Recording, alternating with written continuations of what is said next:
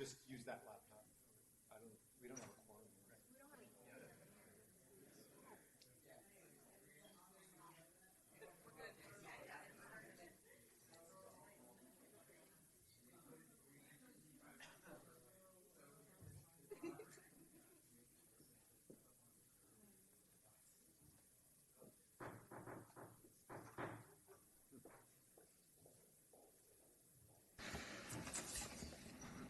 Okay, welcome everyone. I think we have a quorum, so we're going to go ahead and get started.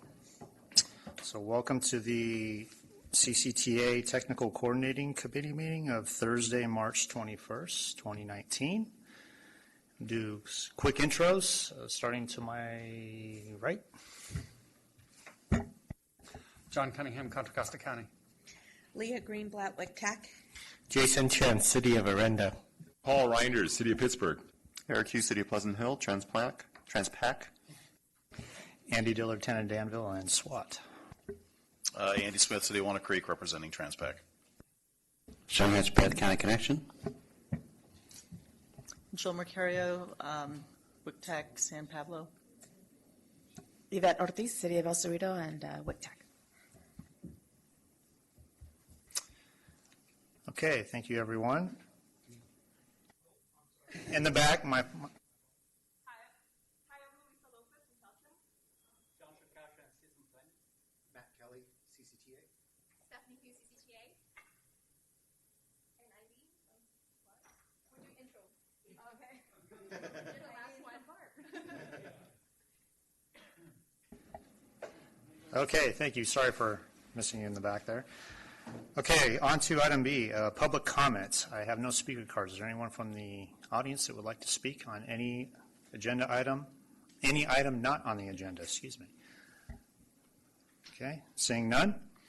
That takes us to item C. This is the election of the chair and vice chair for the TCC for 2019. This is an action item. I could use a little guidance from the authority on this, but I'm heard that Paul Reinders is our vice chair, so we would need a motion to elect Paul as chair. I nominate Paul as the chair. I second that. Okay, a motion by Jason and second by Eric. All in favor? Aye. Okay. Congratulations, Paul. Thank you. Effective immediately or? And the vice chair, normally we rotate with the RTPC, so WICTAC, the West County is up to be vice chair. So again, anyone who would like to nominate the fine ladies from WICTAC. I'd like to nominate Leah Greenblatt. I'll second that. Okay, motion by Yvette, second by Paul. Did you accept the nomination? All in favor? Aye. Okay, motion carries. Congratulations, Leah. Thank you for your service. So with that, I'm assuming the new chair will be running the remainder of the meeting, if that's the pleasure of the group. So, All right. Thank you, Andy. Did a great job. All right, our next. Thank you, Eric. Now I'm really official.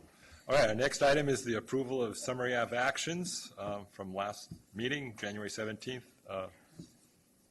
I guess we need an approval. Do I hear a motion or discussion? Move to approve. And a second? second? All approve? Okay, and that'll pass. Next, we go to the consent calendar. Stephanie, do you have an update for us on the funding summary? Any information? No? This was shown in the packet, in the table. Or anything on item 3, Pleasant Hill Road Improvement Project, peer review? So the project is receiving the streets, the major streets program funds for Measure J. They had a peer review on February 25th. The project sponsor is actually in the room, so if there are specific questions, I'm regarding the scope. He's there to answer them. Basically, with your approval, this will go to our projects committee, and it looks like they are also seeking appropriation in our April meeting. So this approval of the peer review is a prerequisite to getting the funding. Thank you, Stephanie. Any questions? If not, I think that concludes the consent calendar. Can I get a motion on the consent calendar? So moved. Second. And have a vote? All approve? Oppose? Seeing none, we'll move to the regular agenda items. Item 4, project monitoring. Stephanie, do you have some information on us? Yes, so just updating you all on the monitoring progress. So on page 4-5 are projects that are in fiscal year 18-19, and happy to report all but one have already, everybody obligated their funds except the Street Smarts in San Ramon, which City of San Ramon is working on actively to get the funds for their Street Smarts program. With that, we're looking forward to the FY 19-20 projects, which is shown on the page after that on page 4-6. So these projects have their RFA due on November 1st. So I will recommend these project sponsors begin working on their field review process. In a few months, I will be working with MTC staff on their annual obligation plan. And in order to get the funding, projects need to be on this plan. And in order to be on this plan, MTC staff looks to the field review completion, or at least have it scheduled as a measure of readiness. So if you haven't already, please start that field review process so that in July and August, we can report back to the MTCs that we have started, or if not completed, a field review for these. I also wanted to note about the OBAG 2 projects that are later in the year. I've gotten a couple requests from a couple of jurisdictions wanting to change the project scope. I think it's due to MTC moving some of our projects to later years, and some cities couldn't wait to do their maintenance or pavement projects, so they moved ahead and did these projects that were originally going to be paid for by OBAG 2, just they used their own money to do them, so they wanted to swap out or change the scope. So if that's your case, please let us know. It requires a tip amendment or modification, so if that's something you're coming up with or facing with, let us know so we can make the appropriate change in the right time so that you can get your funds in the appropriate time. Just wanted to, again, highlight the inactive projects list on page 4-13. Thank you for submitting all of your invoices on time. The list is significantly shorter than usual. MTC is still hammering all of us to kind of to make sure we submit our stuff on time. I've heard that our region, or the Bay Area region, is ranked pretty high on the number of inactive projects. Not Contra Costa, obviously. We only have 4 in this instant in time. The report was from March 7th. But anyhow, so MTC is really looking closely on this, and I hope we can, as a region, improve so that they don't have to impose any more quote-unquote punishment, like withholding funds on our future funding. So keep up the good work and keep at least our Contra Costa list shorter. And again, being on the list, even though you haven't missed the federal deadline, it is missing the regional deadline. So with that, I will take any questions if you guys have any. Andy. We have some interest in moving up one of our projects. We're not scheduled out till 2022, but when would be an appropriate time to approach CCTA about possibly moving that up? So right now it's 2022. You're thinking about just 1 year up, maybe? Yeah, we can talk about that. And since it's a year from now, we can possibly just give MTC a heads up. This is something you're looking to do. Yeah, we can. Potentially 2 years maybe up to this year? It'll be just, I have to see if there might be a project wanting to go later. Mm-hmm. Actually, Walnut Creek wants to go later. So maybe there's a way we can swap. So maybe if you give me a call or shoot me an email, Sure. I can look into that. That'd be great. Mm-hmm. Okay, thanks.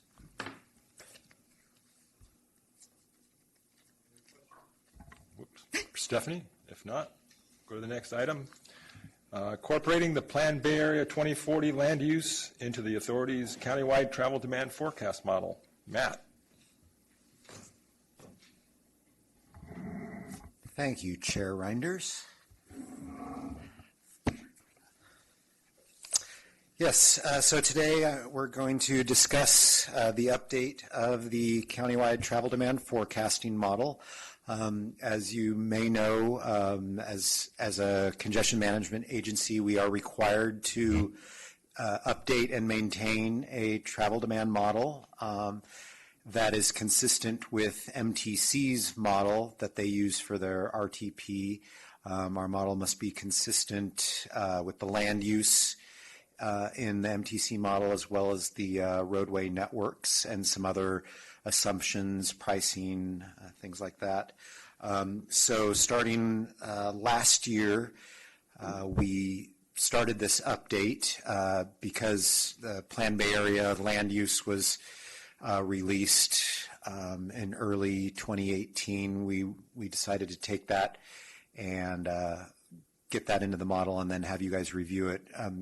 I'll call it Projections 2017, but since ABAG never officially released a Projections 2017 after the RTP this time, which was really strange, and we still don't know why, we'll still call it Projections 2017 since that's the nomenclature that most people are familiar with, even though there is no document to go along with the data. So we got the data directly from MTC, from their model. We then disaggregated it from MTC's zone system to our zone system, which is much more detailed within Contra Costa County and the Alameda County portion of the Tri-Valley. We sent that land use, mainly jobs and households, out to all the jurisdictions. That review took place in spring and summer of last year. We were able to incorporate that, and we presented that to this committee last summer or fall. And then we started the validation of the land use, which basically means you load the new land use into the model, you start running the model and see how it compares in the base year, which is 2010, to counts that we collected in 2010. So we collected counts at 300 locations across the county. And we have what we call screen lines, which is, if you look at the map, which I think is attachment C or D, let's see, on page 5-10 of your packet, those little lines all across the place are screen lines. And usually for each screen line, there's about 4 or 5 count locations. So we try and capture, say, screen line R4, which is I think we call it the East Central screen line. It's there between Concord and Pittsburgh.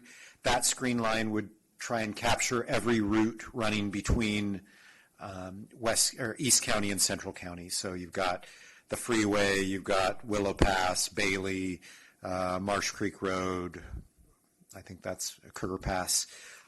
So then we do counts at on all those routes, and then the screen line becomes the combination of all those count locations.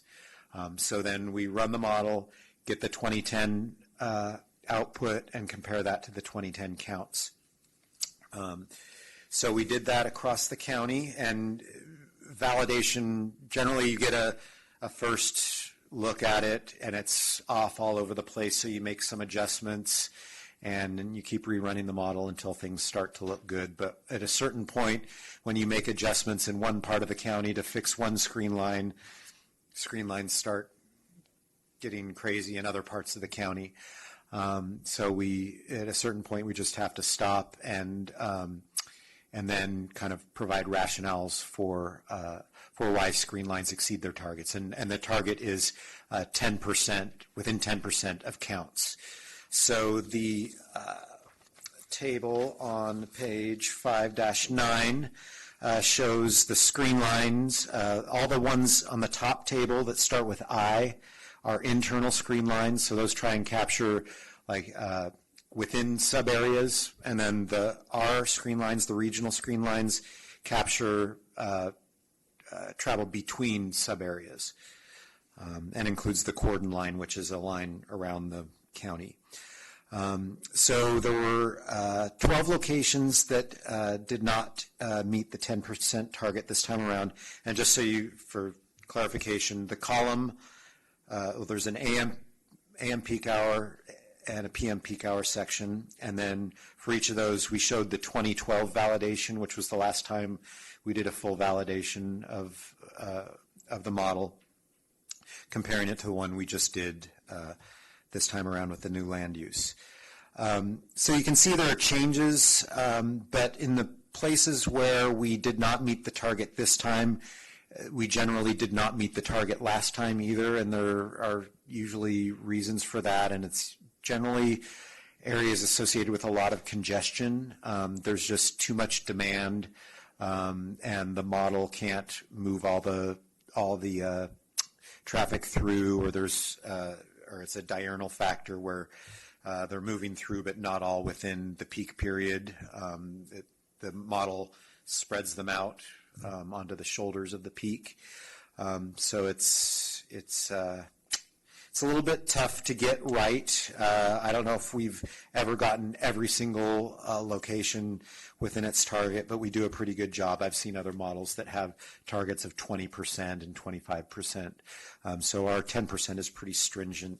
The last few pages of the staff report, we went through each screen line that didn't meet the 10% target and noted the factors why we believe there were exceedances of the target, and we are pretty comfortable with all of those just because they have been historically high or low in those locations, and there generally is a pretty good reason modeling-wise for those exceedances.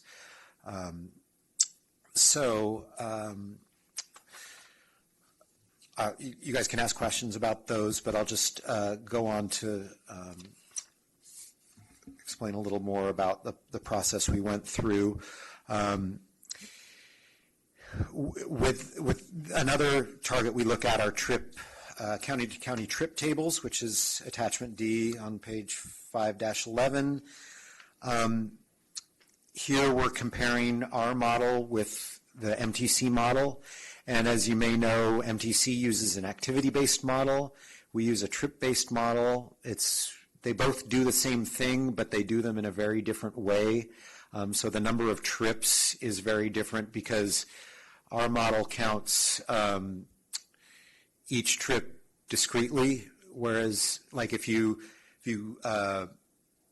leave your house, drop your kid off at childcare, and then get breakfast and then go to work, that's 3 trips. In the activity-based model, they use tours. So those 3 trips between home and work in the MTC model is counted as 1 tour. So you can't really compare the absolute numbers that come out of the 2 models. So we used a percentage of trips, distribution of trips, for the county-to-county trip table, so you can see a comparison. So if you look at the Contra Costa lines, on the left is the origin. On the top row is the destination county, and you can kind of see where people from Contra Costa are going to or coming from. The top table is MTC's model. Middle table is ours. Bottom table compares the 2. And we don't have a target threshold here. I'd like to use 10% because I think it's meaningful, but that's not set in stone in our technical procedures. We only really use this to demonstrate consistency with MTC's model, and that's just something we submit at the end of the year to MTC, but we wanted to put this in there so you could see that we're consistent with the MTC model. And as you can see, we're the only place we're really over even 2%, or say over 5%, is between Solano and Contra Costa. And we're not sure why the difference is 8%, but it's still 8% is pretty darn good. And you can see in some places we're very close,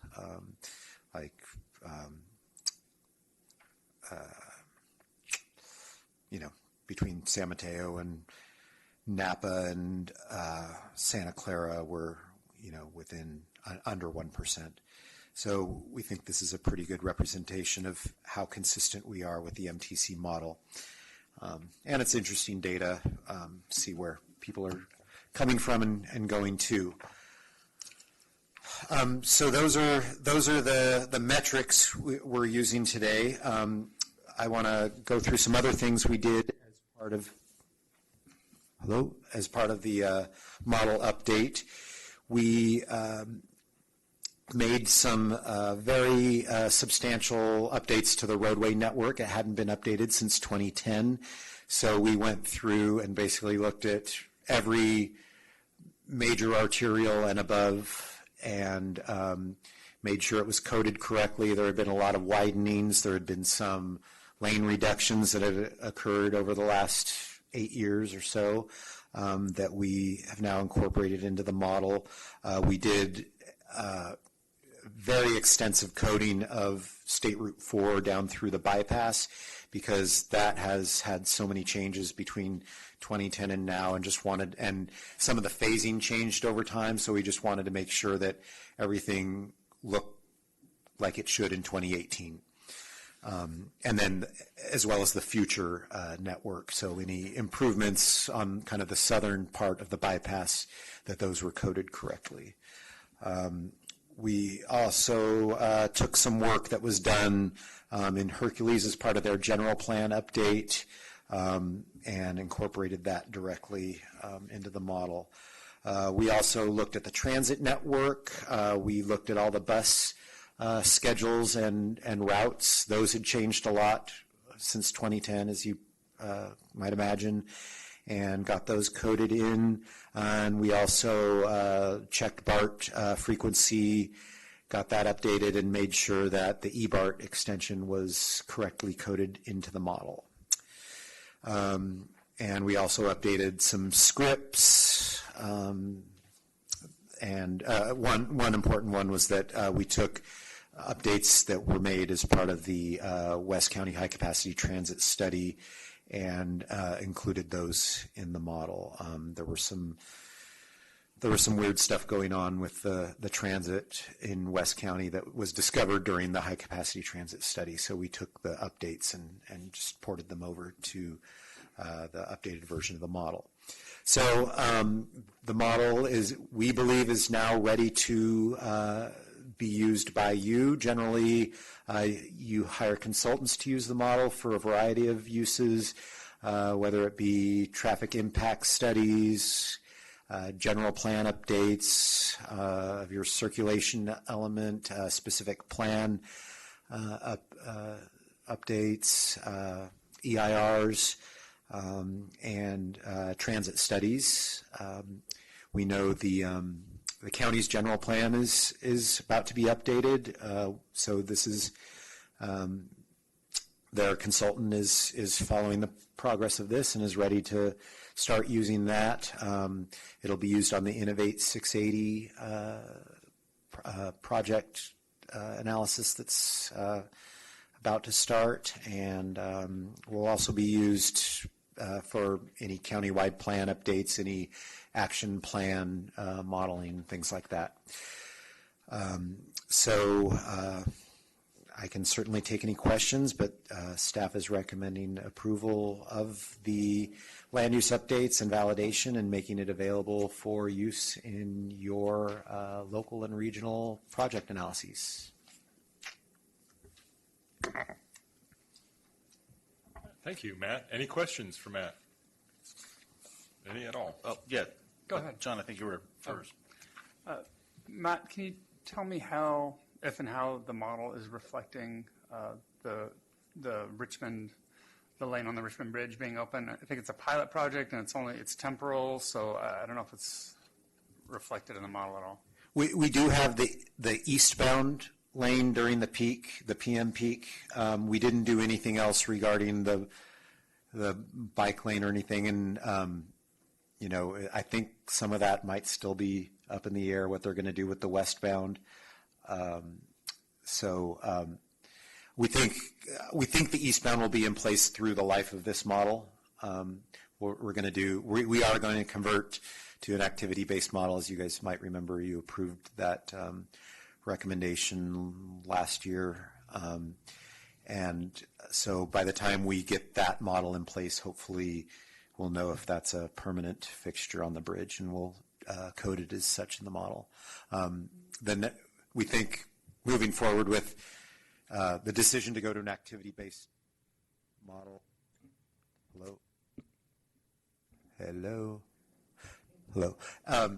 And using MTC's model directly, it'll be travel model 2 by then. We think we'll have a better time with coding of the roadway and transit networks. So, yeah. So I have what may be a stupid question, and I was hoping John would beat me to the punch, but he didn't.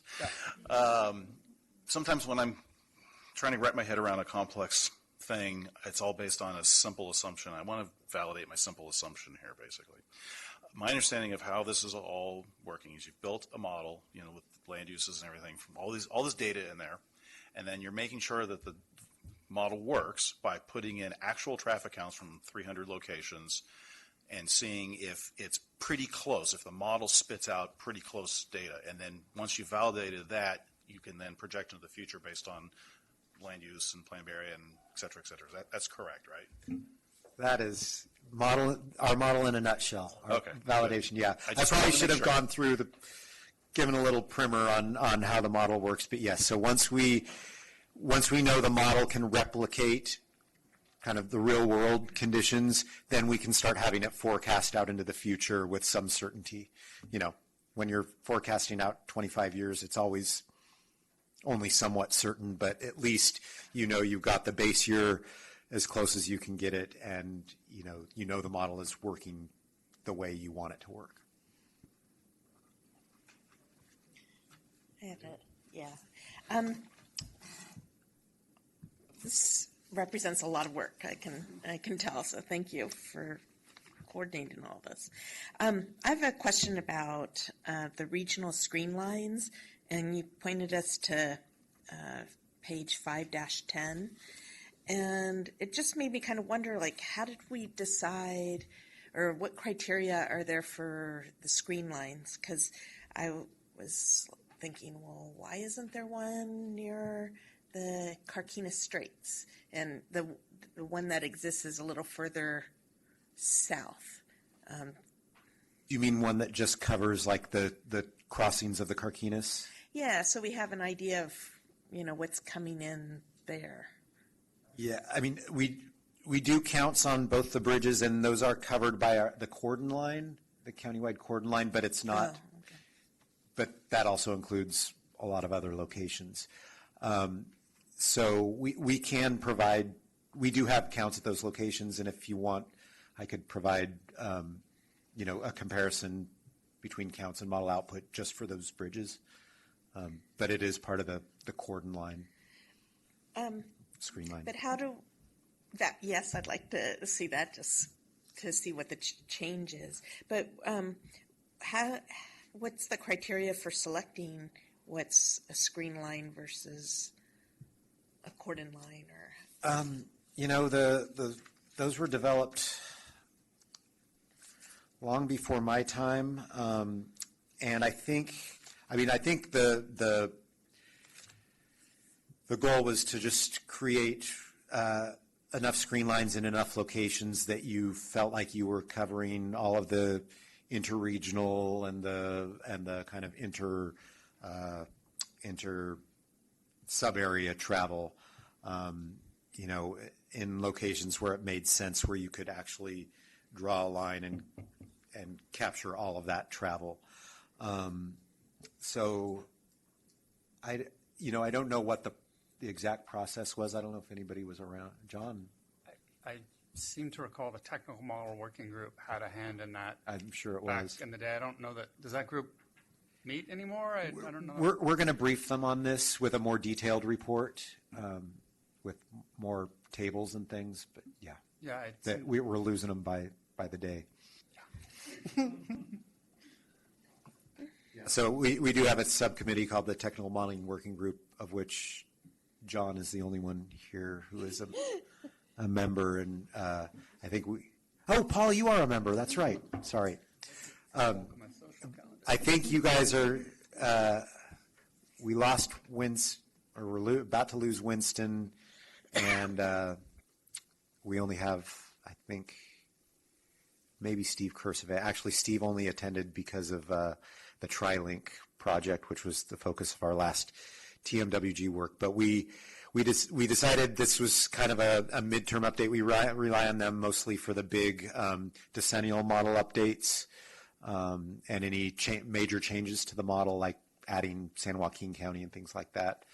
But we have a memo from the consultant that we will take to them with some other topics in the future if we can get enough of you in the room. And if anybody wants to volunteer to be on the technical modeling working group, fine by me.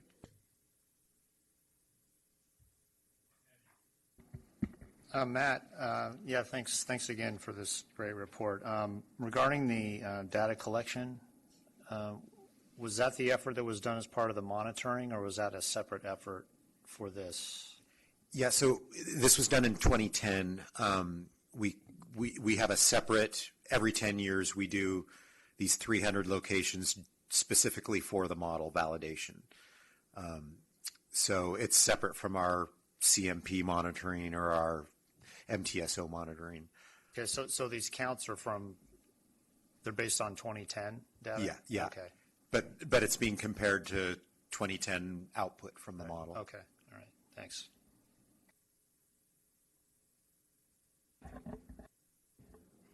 One more. Is there still a requirement or system in place when the locals use a model for something very specific and there's corrections or refinements to loop that back in and then include in the base model?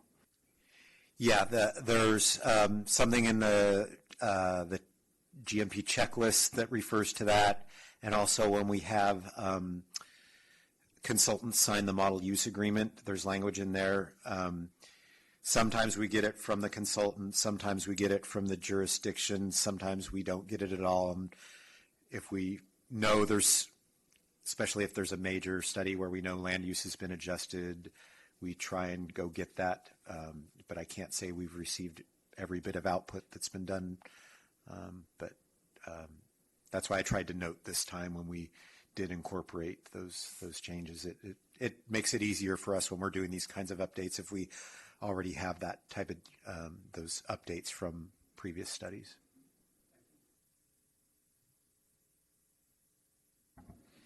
Any other questions? If not, we're looking for a motion to approve the release of the model for use by local jurisdictions and agencies. So moved. Second. Aye. Thank you.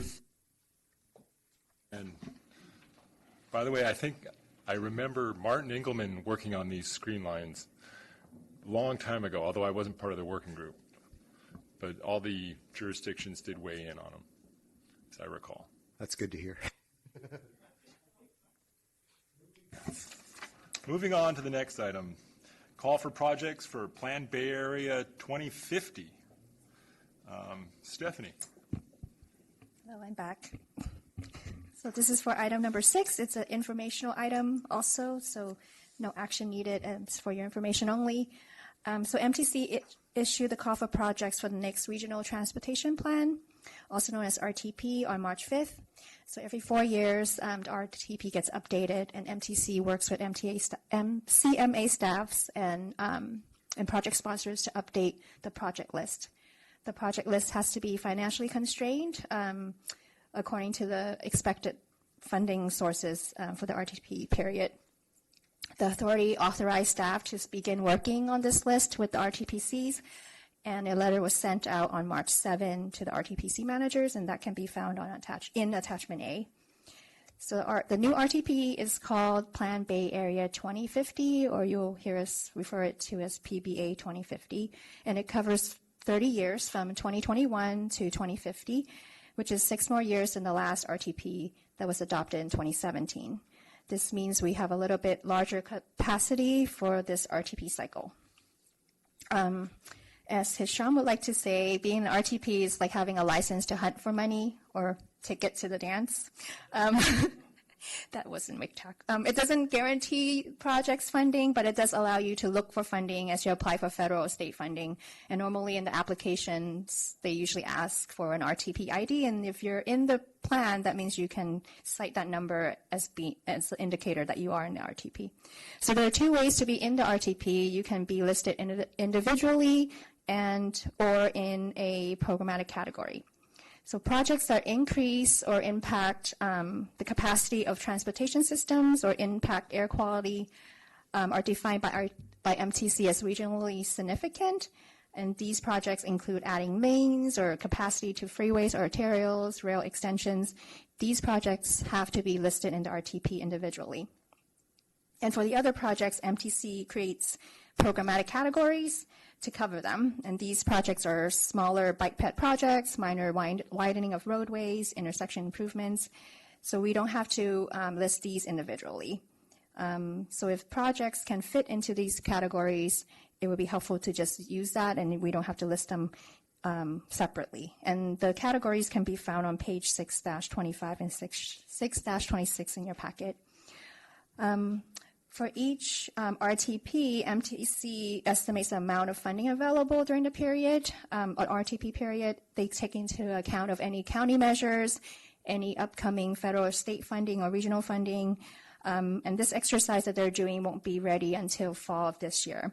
And in the meantime, MTC gives all the counties in the region a target that's more than what they anticipate. This allows MTC staff more flexibility on how to choose projects that fit into their analysis, and which projects performs better. They would have a larger pool of projects to kind of look at as they determine priorities. So Contra Costa's approach, we want to make sure MTC knows our priority. So we're proposing the same method that we've used in the past, where we submit a financially constrained list and a vision list to MTC. The financially constrained list is constrained to an amount that we think we will get. The vision list is sort of like a backup list of projects that we can use in case we receive more than what we initially thought. So we're proposing $3 billion for the constrained list and $5 billion for the vision list. The $3 billion number is from just the additional years we're getting through this RTP, which is 6 more years. So we did 30% more than what we got last RTP. So that's how we got the $3 billion. And then the $5 billion is to just keeping the list manageable instead of getting this $1 trillion list of projects. So this approach worked really well for us last time. So we are hoping this will also work well this time, and it helps authority staff know the priorities are for the county as we work with MTC to sort of fight for projects to be listed in RTP. And how we got, for the $3 billion, we further calculated targets for each RTPC, and the targets are shown on page 6.7 through 6.12. You'll find your subregion, and there's a target in those tables. And how we arrived at that is using the last RTP, looking at how much the programmatic categories got and how much each RTPC had, and then we use it kind of proportionally to divide up that $3 billion. So $1 billion goes to the programmatic categories, and the rest we split up to the subregions. So the MTC deadline for us is June 30th, 2019. We also have to go through our board to approve the project list before it gets submitted to MTC. So we're asking the RTPC to report back to us by May 15th with the RTPC's project lists. We've already begun. Hisham and I have been visiting all the RTPCs except for Central County. We will continue to do that until the due date of May 15th to help the TAC members at the RTPCs to work out the project list.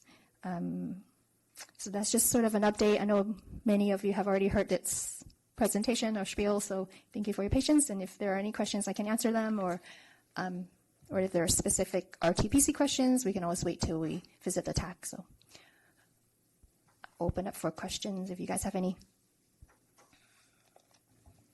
Any questions? Stephanie, you mentioned goals for each RTPC as far as the different lists. Did you say they were on that table, or did I not hear you right? Say that again, the programmatic categories? No, not the categories, but the goal as far as the targets. Oh, okay, so on page, sorry, they're kind of small, but when we go to the RTPCs, we have bigger tables, but, so maybe I can walk through it a little quickly. On 6-7 is the list of all the programmatic categories. So the target for PBA 2050, which is the second column from the right-hand side, is 1.019 billion. And then the pages after that are the individually listed projects. So for example, Transpac or Central County has 752.6 million. That's shown on page 6-9. Again, second column from the right-hand side, you see PBA 2050 target. So basically that is the sum of all the shortfalls, not project costs. So that is your target of how much you will be seeking in your RTPC. Got it. Thank you. I found it. Thank you. You're welcome. Any other questions? Thank you, Stephanie. Thank you. We'll move along to Move next. along to Martin's item, and I will go get him real quick. Okay.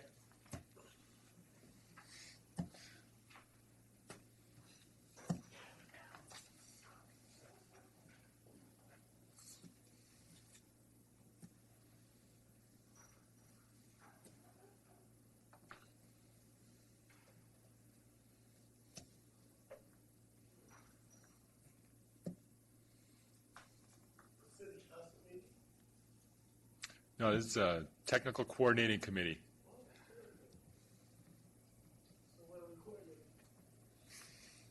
What are we coordinating? Transportation.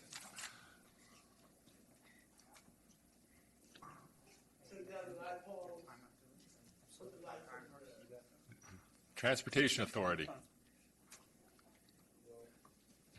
Here he is.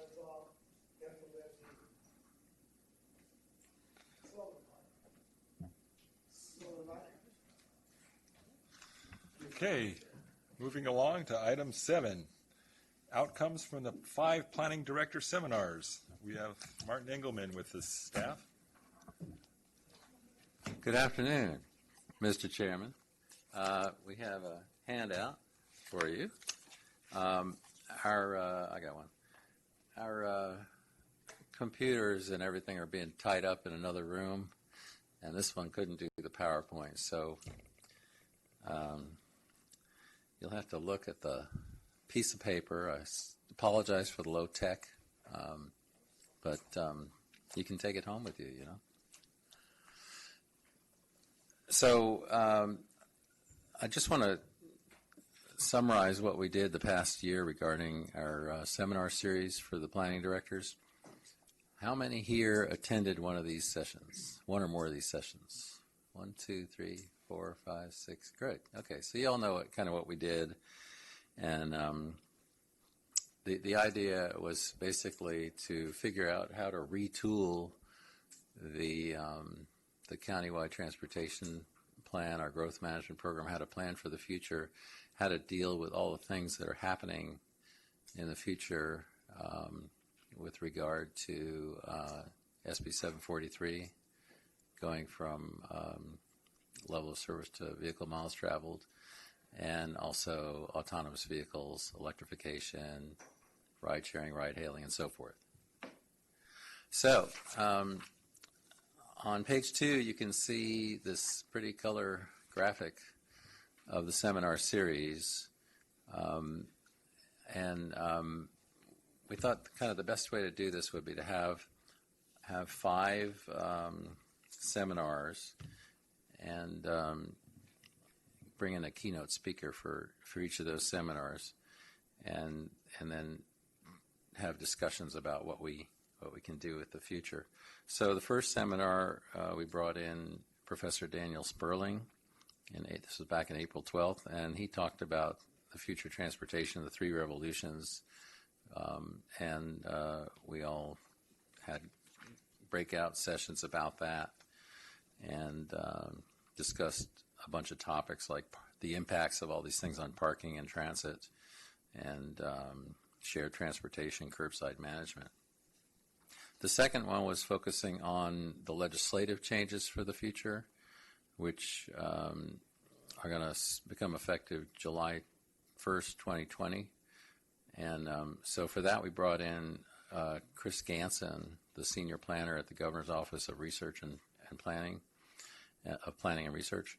And, they've been pushing this whole SB 743 thing to get us out of congestion-based measurements and level of service. And you're all familiar that our action plans and our growth management program have a significant amount of performance measures that are congestion-based. In fact, Measure C originated on very strong level of service standards, not to mention performance standards for fire, police, water, parks, and so forth.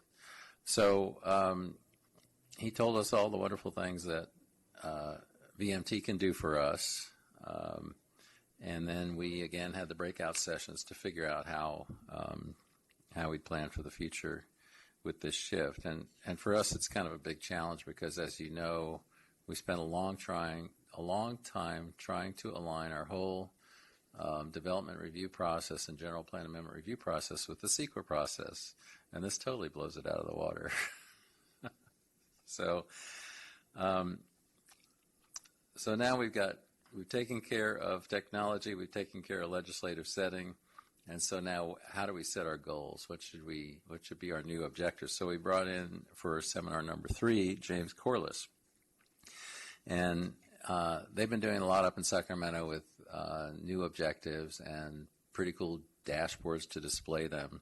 And he kind of broke it down into, you got real world measures where you go out there and, figure out what the traffic is. You've got plan level measures where you're forecasting, how much the VMT and VHT will be in the future. And then you got project level measures where you're actually figuring out formerly level of service, now vehicle miles traveled for a specific project.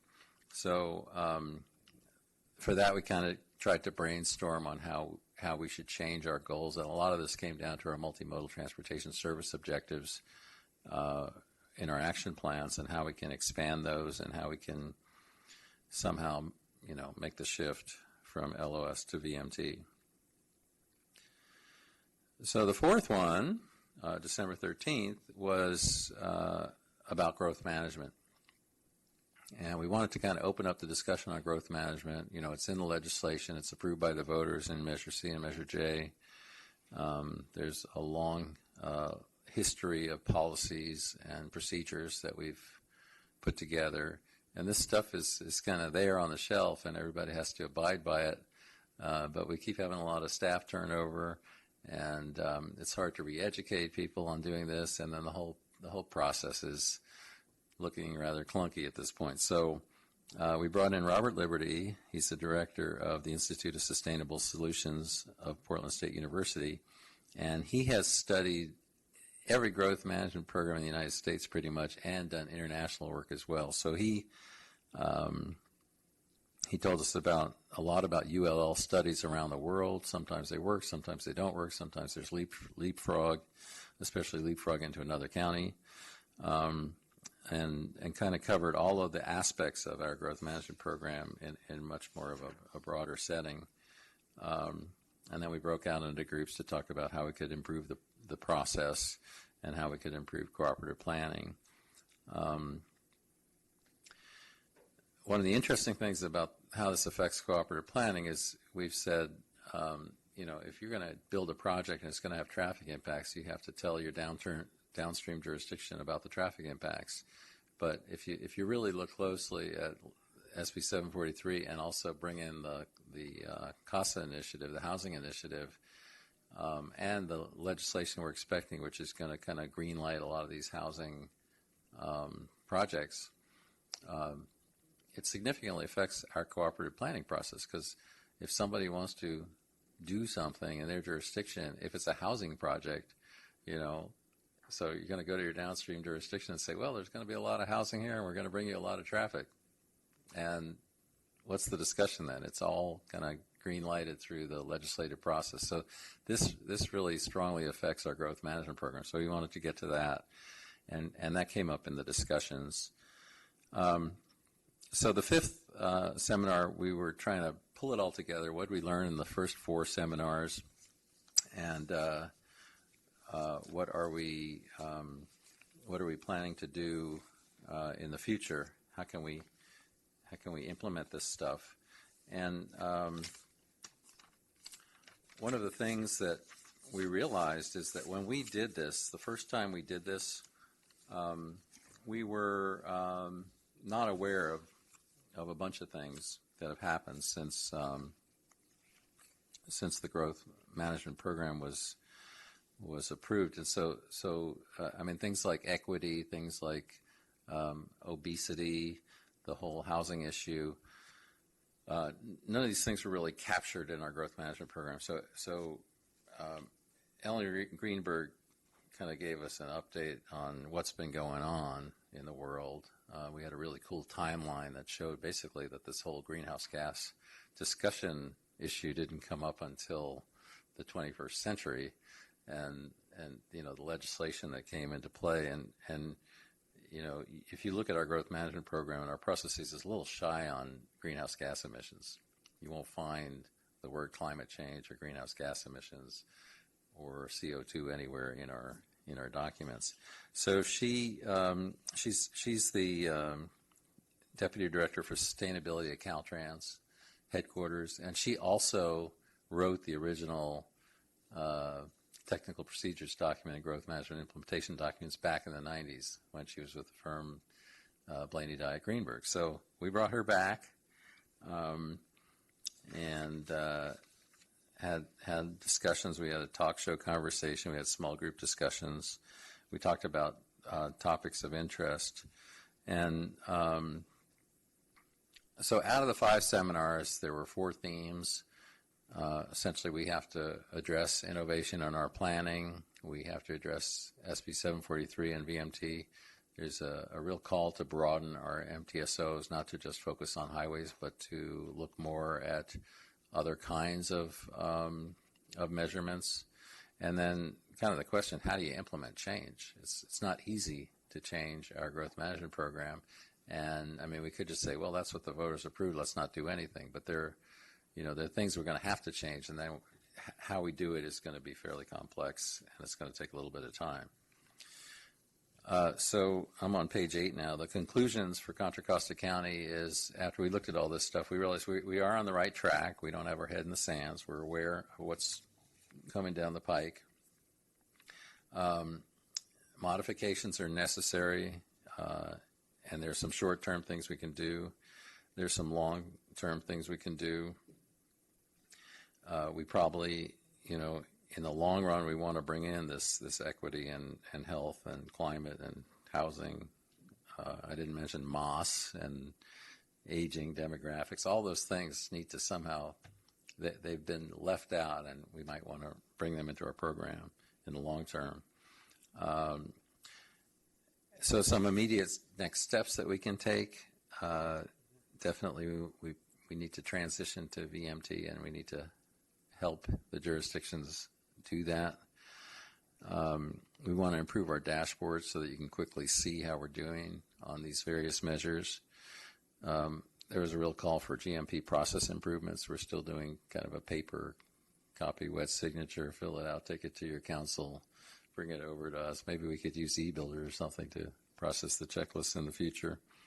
And then if we are going to continue to use the urban limit line, and there was a real strong support for the continued implementation of the urban limit line, we heard from the local jurisdictions they could use some assistance on how to better develop these PDAs, how to plan for them, how to plan for the housing, and so forth. So all of these themes need to go into our future actions. And, there's another CTP down the road, probably after the next couple of elections, 21, 22. We definitely need to kind of retool the congestion management program. There'll be legislation to do that, I'm sure, in the not too distant future, because CMP is all about level of service and delay. And so, basically all the things we do are going to be affected by this. So in your packet, there's I think a pretty good write-up of the challenges and what we're contending with, and I think on the third page you can read about the key outcomes. I won't read it all back to you, but I encourage you to read at least page 3 of this, and it's a good read. And then if you want to see details, I don't know if we attached the details about the planning director's outcomes, but that was in the PC packet. Is it in there? Okay, good. Yeah. So the authority heard this last night, and the direction from the authority was to receive the report and forward it to the TCC and begin work on developing guidance for implementation of SB 743 and evaluate recommendations for approving the GMP. So this committee is tasked with getting to work on that. And so as we open up the discussion, I'll just warn you, we're going to be looking for volunteers. We're going to start probably resurrecting the growth management program working group, which we used to have. Remember that? And we had a congestion management program working group. So we'll be looking at this committee to formulate those groups. I think I don't think you have to make the appointments today. I think we can work on this some more, probably in April as a committee of the whole, and then we're going to put together basically a work plan for you. And so the next couple of months we'll have a work plan, and then we can get down to business and appoint the subcommittees and so forth. That concludes my presentation without a PowerPoint. Any questions? Leah. I think the last slide in the PowerPoint's missing because you had the item, one of the key items from the directors' meetings. Some of the takeaways where we got to see a picture of Martin from college and all the other speakers from college.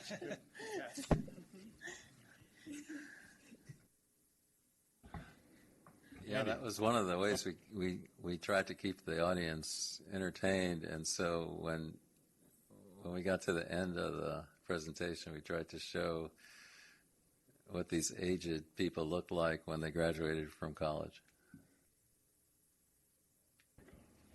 Did he look the same? Thanks, Martin. I have a quick question, not to dive into the weeds here, but in the packet on page 7-11, this is, I guess it was one of the talking points in seminar 4 under growth management. I don't know if you recall, but can you maybe shed some light on the strategy behind consider abolishing action plans? Because that is one of the, our most important tool for multi-jurisdictional cooperational planning that we have. And if we were to do that, what would be the kind of the glue to keep us together for maintaining that? So I guess abolish is kind of a strong word, but the issue with the action plans is that our countywide plan requires a full EIR, not because it's a countywide plan, but because we incorporate the action plans into it.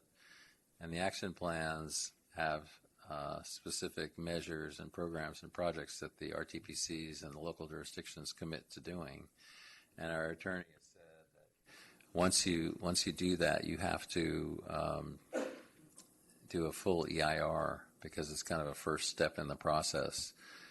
And all the other counties around the region here, when they do a countywide transportation plan, they don't have to do an EIR.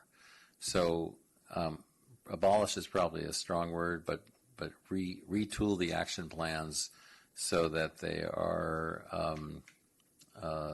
less oriented to thou shalt do this or build that, to maybe a little lighter touch, so that we are not subject to a full EIR. And the EIR is expensive to do too, as you know, and opens us up to litigation. So if we could get figure out a way to do a countywide plan the way other people do it, we'd save a lot of money and time and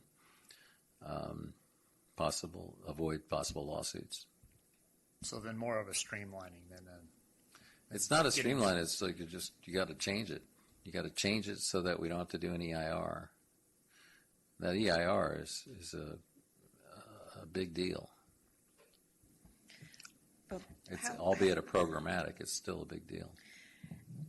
how would the subregions get an opportunity to do some subregional transportation planning then? Well, we can keep the MTSOs, we can keep the cooperative planning, we can keep the mitigations. We just have to somehow couch them in such a way that it's not an action. And, you know, the original growth management program was you set your objectives, your MTSOs, you evaluate the future, you determine what you'll have to do to meet your objectives, and then you commit to implementing your action plan. And if you don't, then there's a potential of losing your return to source funds. So, I mean, that's a pretty strong series of actions and consequences. And so we have to somehow modify that so that it does not require an EIR. And I don't know what exactly the answer is right now, but that's something we could think about. I mean, I think we can maintain cooperative planning. I think we can maintain objectives. I think we just have to figure out the part about you will do this, you know, and somehow change that.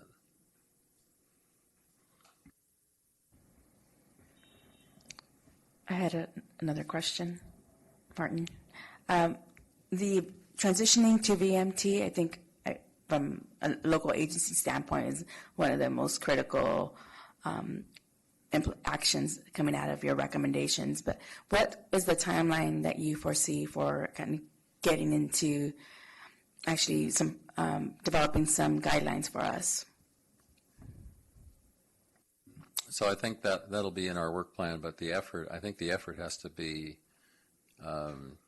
completed probably by the end of calendar year 2019,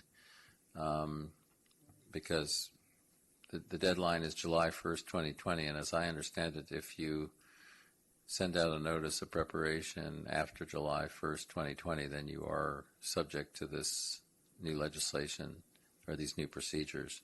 I think before that, it's up to the individual jurisdiction how much they want to comply with it. Some jurisdictions are running ahead of this, like San Francisco is running ahead of this. They've been way in front of it for a long time, and so we would look to their examples and how they did this. There's some very innovative ways that this has been addressed, and ITE has done a lot of work on this. I think now that they're done, they're all out of breath from waving their arms and jumping up and down about SB 743, but now we can finally say, okay, it's done. You can't comment anymore. What are you going to do about it? So there should be some good examples to go by, and we hope to have some policies and guidance in place by the end of the year.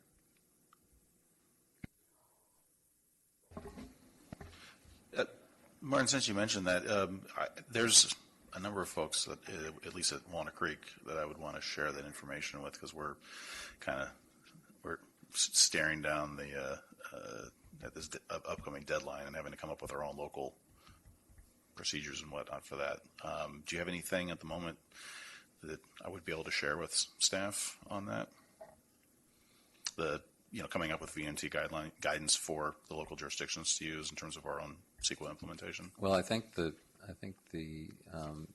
best we can do right now is let's look at the guidelines themselves. Look at the CEQA guidelines themselves. We have not yet established, what is the local average VMT per capita, or what the county is, or what the region is. We just have the raw guidelines. Yeah. Not much. Yeah, that's hence the reason why we're looking to create our own.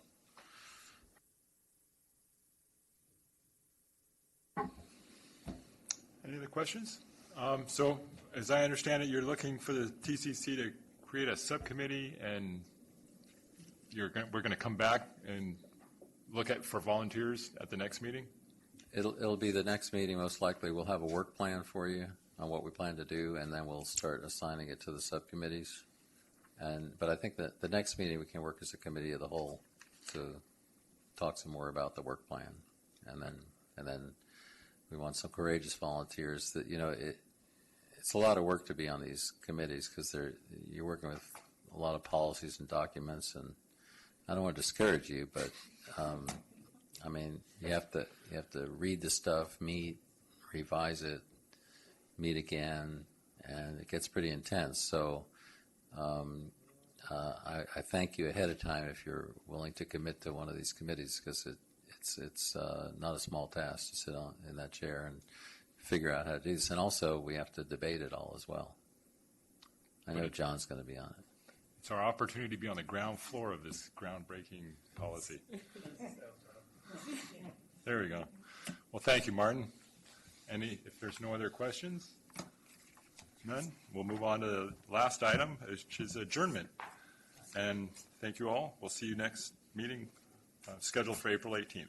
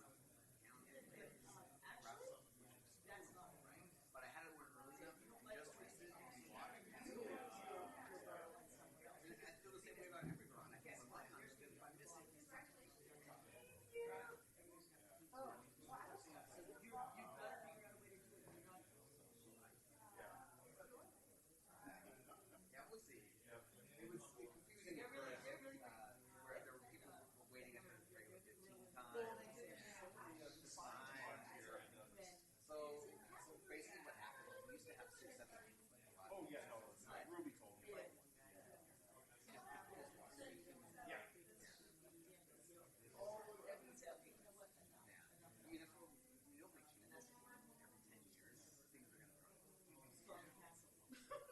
Anyway, I'm just interested to see what happens.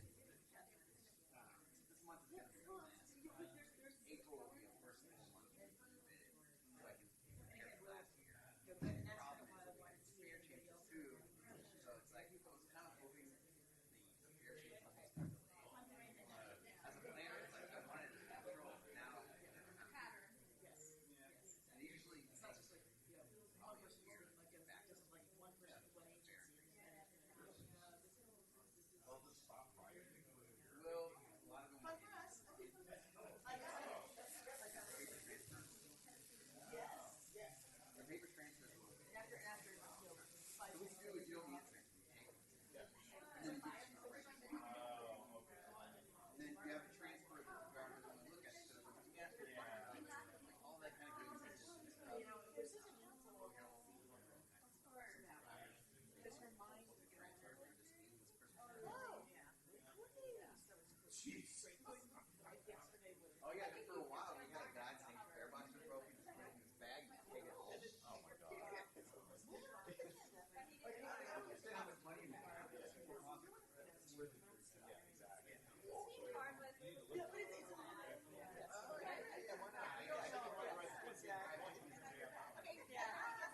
exactly. Jill, did you ask Stephanie about that?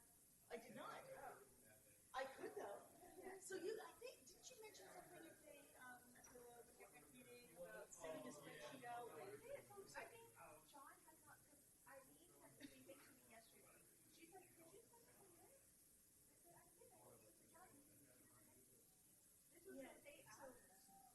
This is what I asked Heather. CCU? Well, I think it's on other packs, so she probably gets it from. She probably got it being in No, but that's how good practice for. No. Okay, we do the same thing. It's just you have differently. Okay. If people say just CC me on everything because they're so busy with everything else that's going on, it's really easy to slip one through. We just thought maybe he forgot part. But didn't you discuss it? Like, you were talking about this, and I'm like, hey, Lydia, intern for this one. It's an issue. We will bring up.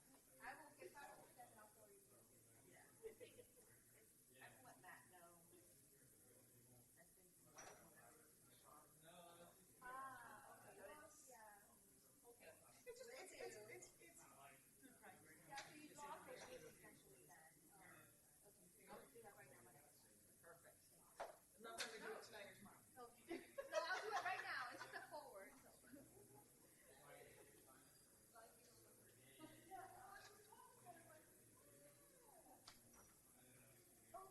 Oh, you're here. Okay. Hey, she just said. Oh, she left, so I'm like, I'm going to clean up for her.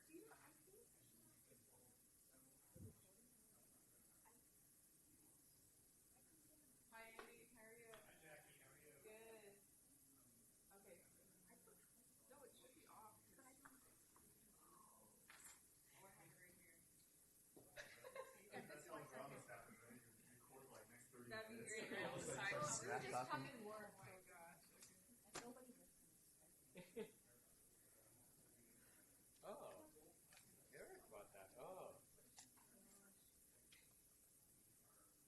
I had to take the car, so to go to see, I see that. Enough juice to go back? Yeah, two people can do this thing. So far, I'm tracking like 85% efficiency. Thanks for that. Stephanie, thank you. Oh, I didn't put the